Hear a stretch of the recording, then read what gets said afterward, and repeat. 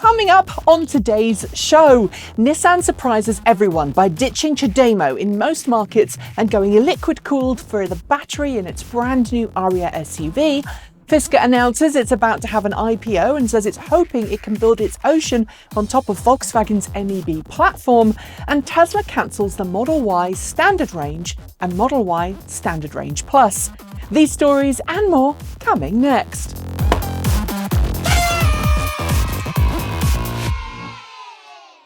Welcome back to another episode of Transport Evolved News, but not just any old episode, our 300th episode. Things have changed quite a lot since that first episode back in 2013, and in fact since our first ever Transport Evolved show back in May 2010, including me, the lights, and the news we're covering. But I just want to thank those of you who've joined us on this crazy adventure. You all rock. Thanks also go to the Electric Auto Association for their sponsorship of today's show. Find out how you can join them and accelerate the switch to electric today by going to electricauto.org. On Wednesday this week, Nissan held its online reveal event for its all-new Ariya electric SUV. Due to enter into production as a 2021 model year car, it's the first electric SUV Nissan has ever made, and it's seemingly ticking plenty of boxes. It'll be available with a choice of front-wheel or all-wheel drive, as well as two different battery packs, with the longest-legged variant, the front-wheel drive long range, shooting for 300 miles per charge. But what is perhaps the most interesting are the two massive changes to Nissan's EV engineering for Ariya when compared to the Nissan Leaf and E and V200. First, Nissan is ditching CHAdeMO in all but Japan, meaning cars outside Japan will get 130 kilowatt CCS charging as standard. Second, Nissan is ditching passive air-cooled batteries for a prismatic liquid-cooled pack with cells supplied by CATL. Full pricing isn't available, but it's expected to retail from around $40,000 or equivalent before incentives. General Motors unveiled its sustainability report this week, detailing some of the things that it's going to be doing to become a cleaner, greener automaker. Inside that report, GM details some of the promised 20 or so upcoming electric models that are due in the next 3 years, and it offers us some new things we didn't know. First, in addition to the upcoming Hummer pickup, GM is also planning a full-size Chevrolet electric pickup with a range in excess of 400 miles. There's going to be a Chevrolet mid-size SUV with electric drivetrain and two 3-row Cadillac EV SUVs, a quote, globally sized luxury SUV and a full-size model based on the Escalade. In addition, GM notes the Bolt EUV will feature Chevy Blazer-inspired designs. Watch this space. Tesla continued its journey towards clearing all the red tape for its planned Austin Terafactory this week, securing a major vote approval from the commissioners in Travis County, Texas, to give it a tax rebate worth $14.7 million. The tax rebate comes in the form of an 80% rebate on Tesla's property taxes over the next 10 years, followed by a 65% rebate on property taxes for the 10 years following that initial period.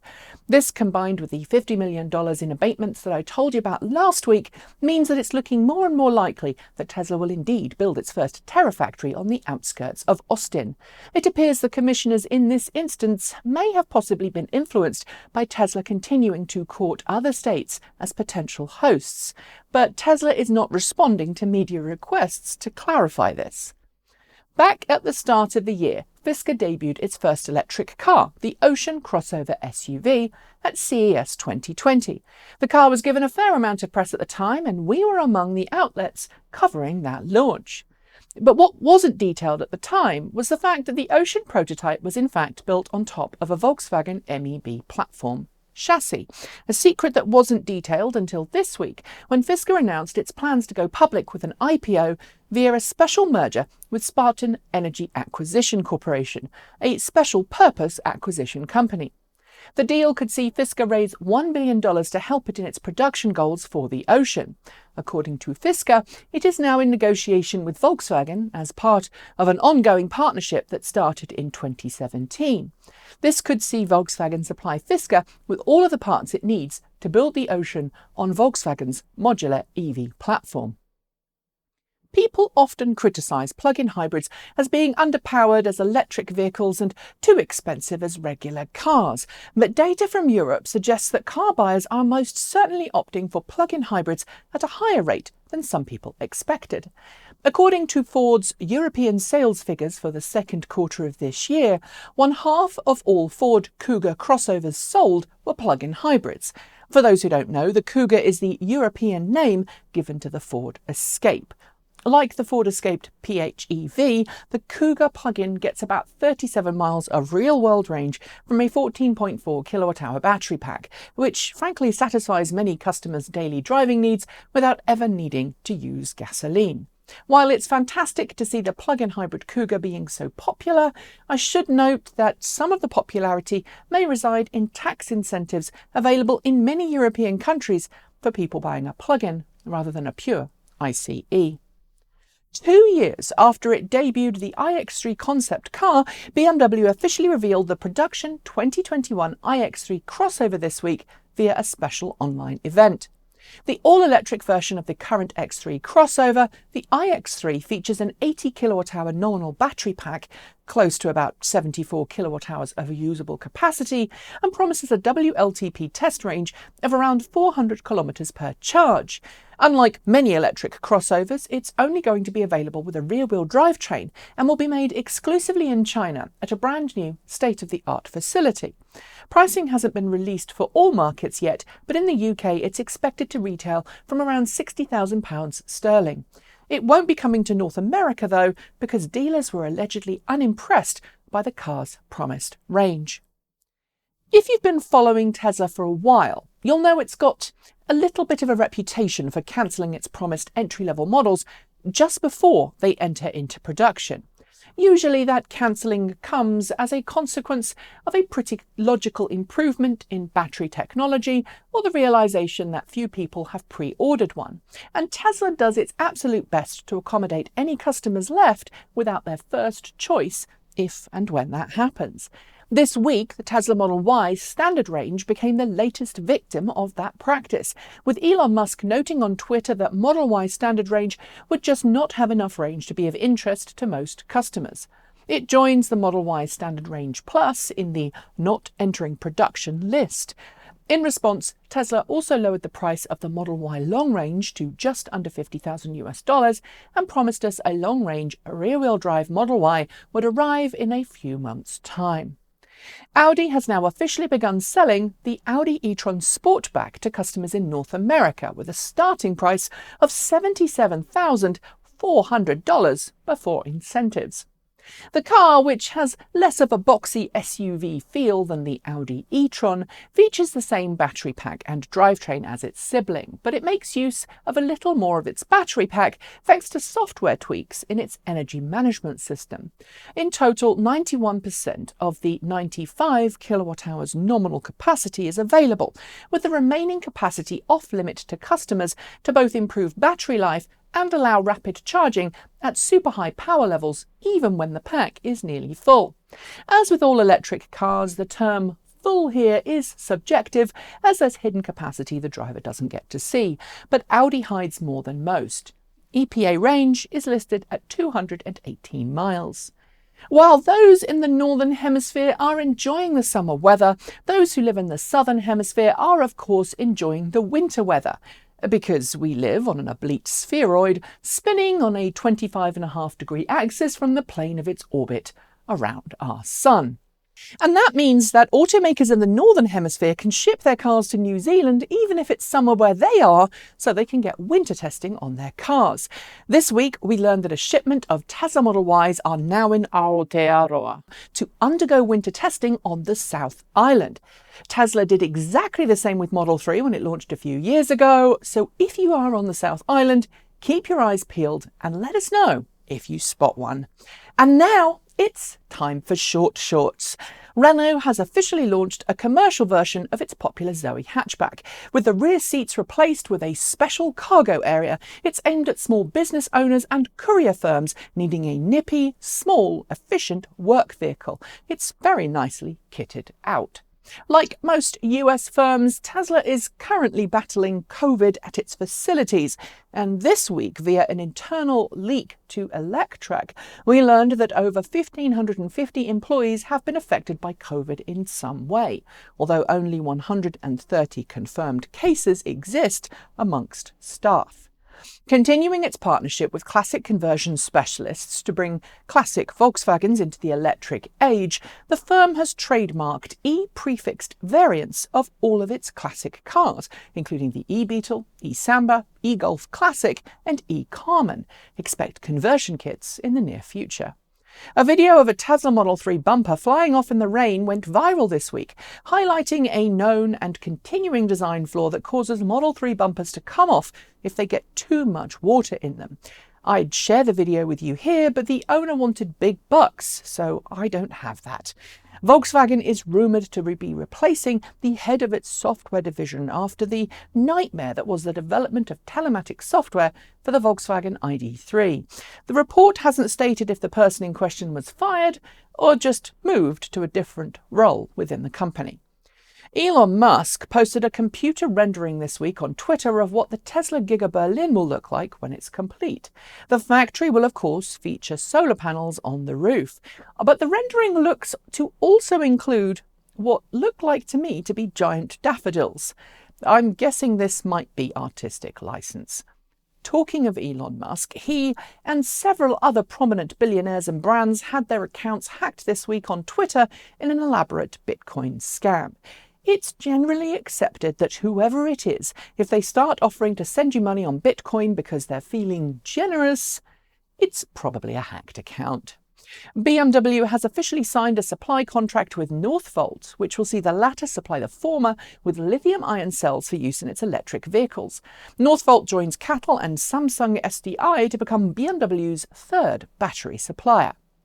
Tesla has lost a case in Germany over how it's advertising its autopilot and self-driving functionality. The court deemed Tesla's advertising misleading since full Level 5 autonomous driving is neither legally permissible or technically possible in Germany at the current time. In related news, another accident occurred this week when a Tesla Model 3 hit a stationary police car on the freeway in Massachusetts, which in turn pushed that police car into the vehicle the police had stopped. The driver of the Model 3 in question claimed autopilot was active. An ongoing investigation is taking place. Porsche has released its second quarter delivery figures for the US, showing 818 Porsche Taycans were delivered during the quarter. That's not very many, but remember that Porsche only sold 12,192 cars in the entire US during the same period. Tesla has pushed a new software update designed to squeeze as much efficiency out of its cars as possible. Utilizing seat occupancy sensors, the new software detects how full the car is and turns off unnecessary heating or cooling vents to save power. IHS Markit has released a study claiming that hydrogen produced via the electrolysis of water using renewable electricity will reach cost parity with hydrogen produced from the steam reforming of natural gas by 2030. It's a great piece of news, but it doesn't deal with other cost challenges around the hydrogen fueling cycle.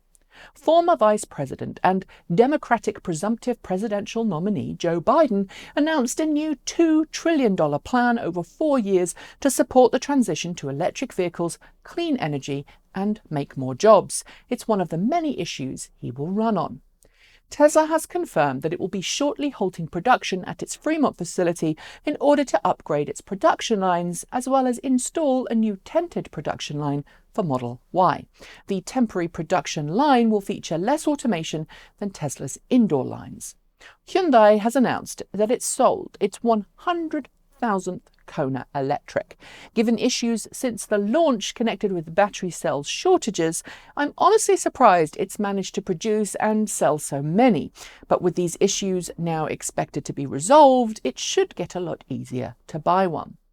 Jeep will hold a special event early next week at which it will reveal the production plug-in hybrid variants of both its Renegade and Compass SUVs. We've previously seen concepts of each, and there's no indication that the production variants will be any different. Extreme E, the off-road electric racing series that spun off Formula E, has announced a partnership with AFC Energy to provide off-grid charging to all of its teams during each event. AFC will provide green hydrogen fueling stations that will make electricity to be used on site. Data from Cross-Sell shows that registrations of new Teslas fell by 48% during the second quarter this year in California, most likely caused by COVID-19. In 23 other states tracked by Cross-Sell, new Tesla registrations fell by 49%.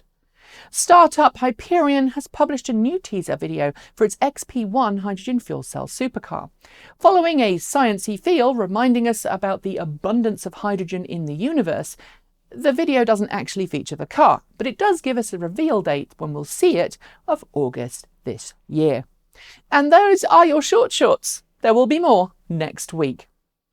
Last week on this channel, we told you about a mystery YouTube video that appeared to show a prototype, heavily modified Ford Mustang Mach-E pulling some crazy performance moves at a top-secret test track.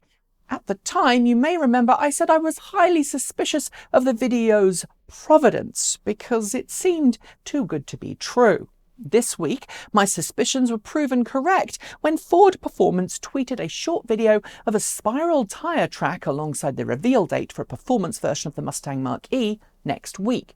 If that wasn't enough to get your interest piqued, Vaughin Gittin Jr. shared a video on his own Twitter stream of him and Hailie Deegan putting said same car through its paces on the exact same test track.